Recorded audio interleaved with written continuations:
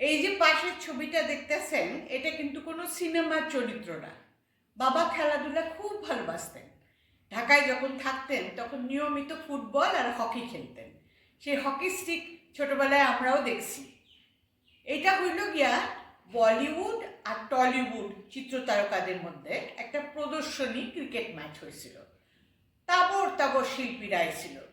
রাজ কাপুর, দিলীপ কুমার, আমাদের এখানকার যত নাম করা শিল্পী আছে। আর দেখছিলাম যে দিলীপ কুমার খুব ভালো ব্যাট করছিল, অনেক স্কোর করছিল। তারপরে সকলের খেলার পরে তো বাবার পালা আইলো। বাবা তো খুব সিরিয়াসলি ব্যাট করতে নামলো মাঠে।